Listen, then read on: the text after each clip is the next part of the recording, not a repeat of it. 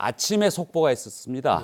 새정치민주연합이 기초선거를 원래 공천하지 않겠다고 했던 방침을 여론조사와 당원 투표를 통해서 다시 철회를 하고 공천하는 쪽으로 바꿨습니다.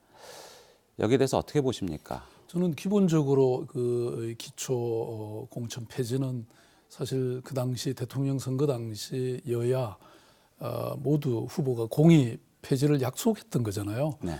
그런데 특히 정부 여당에서 저는 그걸 정말 손을 뒤집듯이 뒤집은 것이라고 생각합니다.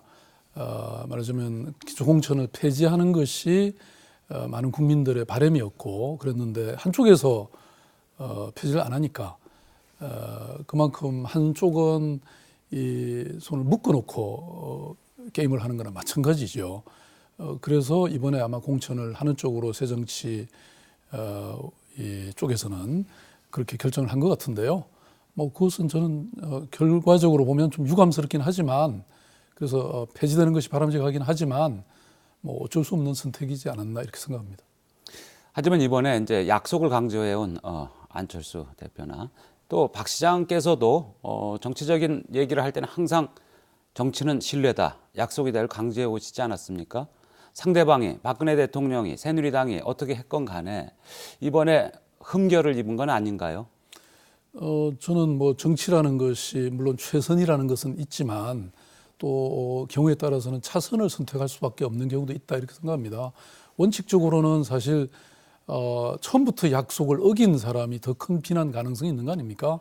근데 한쪽은 말하자면 공천을 하고 한쪽은 공천을 안 하게 되면 이게 굉장히 원사이드 할 수밖에 없는 것인데 뭐 그런 쪽에서 정말 고육지책으로 저는 선택한 것이 아닌가 싶습니다.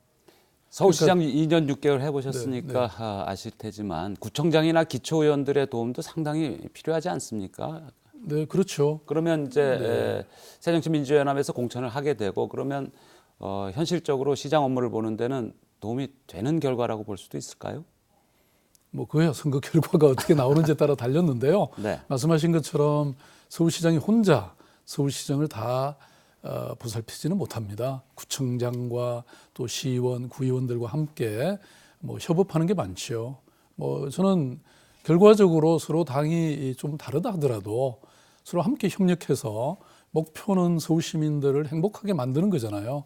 뭐 그런 측면에서는 같이 가야 된다고 저는 생각합니다. 선거 결과가 어떻게 나오든.